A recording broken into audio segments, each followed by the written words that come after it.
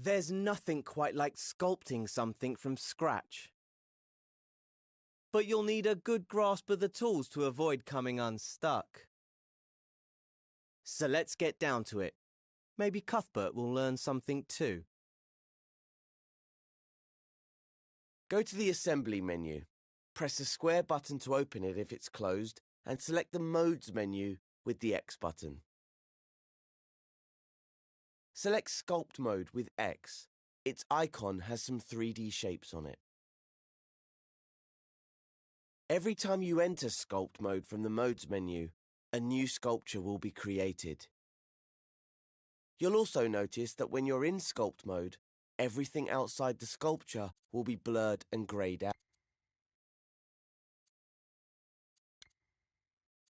What happens when we want to edit an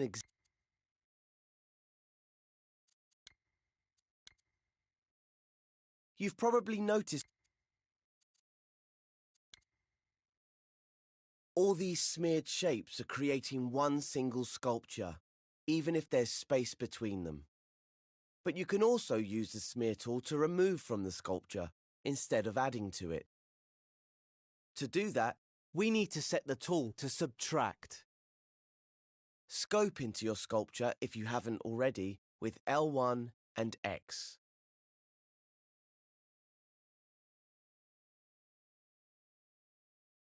When the smear shape tool is equipped to your imp, you can press the triangle button to make it subtract.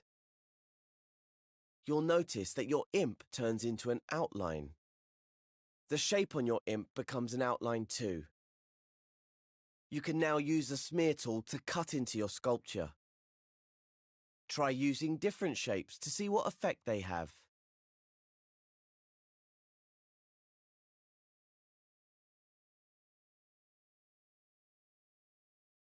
For a really cool effect, try subtracting with a different coloured shape on your imp. How good is that?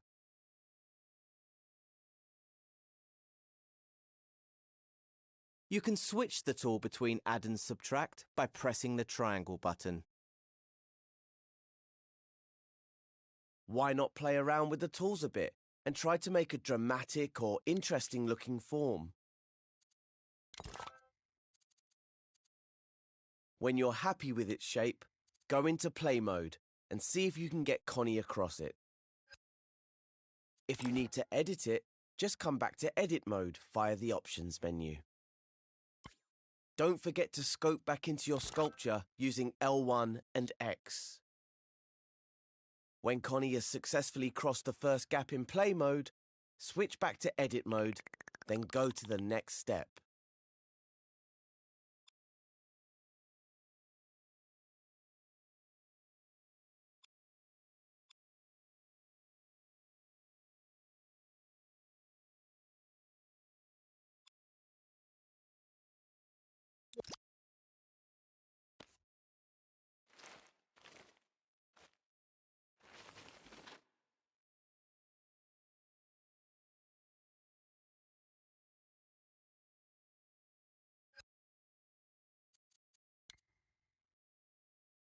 Smearing shapes can be a messy business. Sometimes you just want to create neat sculptures. Luckily, there are ways to do that. So go to the Assembly menu and select Sculpt in the Modes menu. This will create a new sculpture. Now let's practice sculpting an architectural structure over the second gap. To help us build a neater bridge, open the Guides section of the Sculpt menu. In Guides, switch on Grid Snap by pressing X over it. You'll see a number appear next to the button. That's how big the grid squares will be. You'll notice the white dotted grid in the scene. The spacing of the dots shows the tightness of the grid. They will change orientation depending on your point of view. We'll leave it on the default setting for now. You can experiment with it later. Now try making a colourful sculpture using the Smear and Move tools and the Colours menu. This'll just be a practice one, so don't spend too long on it. We'll delete it and make an even better one in a minute. You'll notice that it's much easier to keep your shapes neat and straight this time. That's because Grid Snap is active. It makes your tools and objects snap to the grid. It also helps you rotate precisely. Try it out using L2 or the touchpad. With Grid Snap on, objects rotate 45 degrees at a time. You can rotate the shape on the end of your imp before you stamp it, or use the Move tool to rotate shapes that are already placed.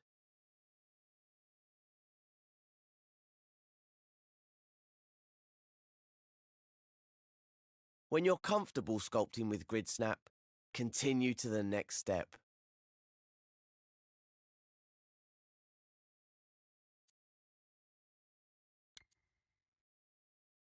If we want to make a super neat bridge, there's another guide we can use. If you're still in sculpt mode, scope out of it with L1 and circle. Once you're in assembly mode, delete your sculpture with triangle. Go to the Modes menu. Click the Sculpt Mode button to start a new sculpture. Now we're in sculpt mode, the Guides menu will have different options. Open the Guides menu and switch on the Mirror Guide. Don't worry about the 2 additional options. Let's investigate them later. Also, check the Grid Snap is still turned on. Now select the Smear tool in your chosen color and shape.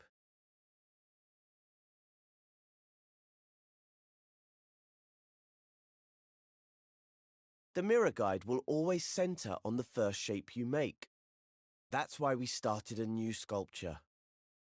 Now, move your view so you can see all of the second gap, and your imp can reach it. If you need to, use the grab cam to zoom out a little from the shape on your imp. Now stamp your first shape right in the center of the gap to enable the Mirror Guide.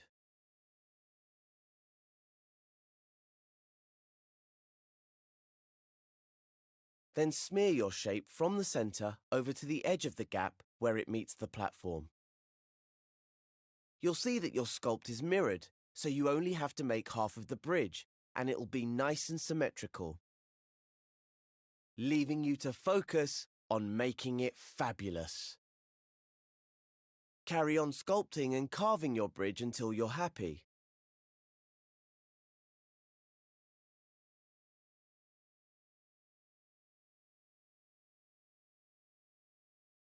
Test it in play mode. And when Connie is over the second gap, return to edit mode via the options menu.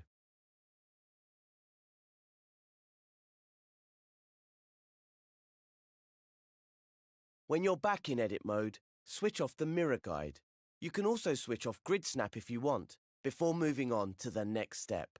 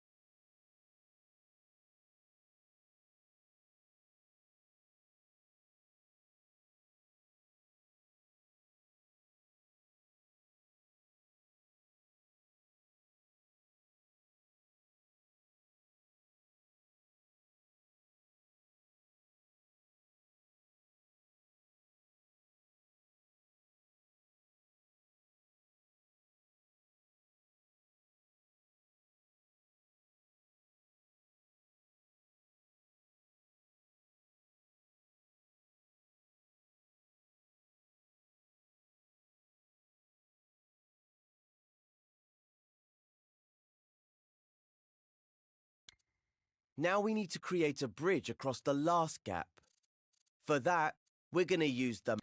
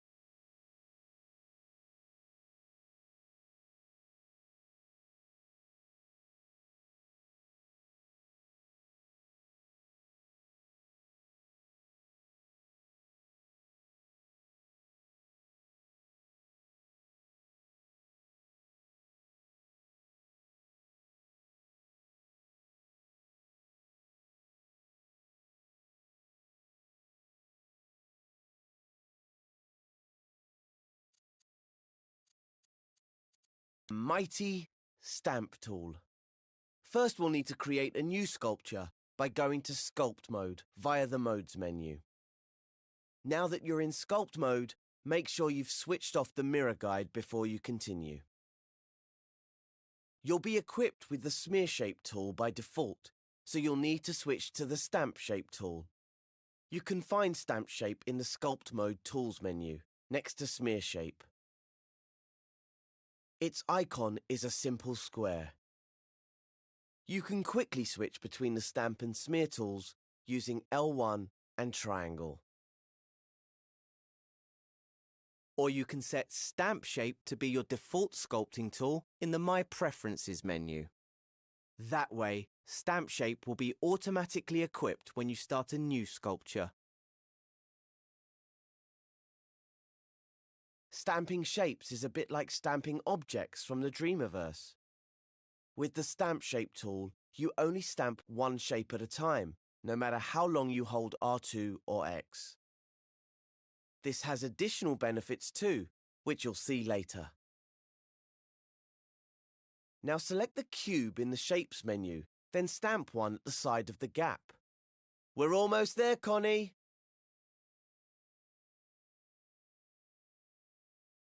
Open the Sculpt Tools menu again, and this time pick the Stretch tool. Its icon is a double-ended arrow.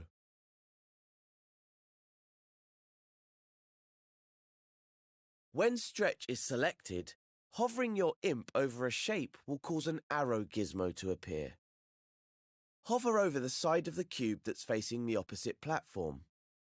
Press and hold R2 when the arrow is showing, and use your imp to stretch the shape across the gap.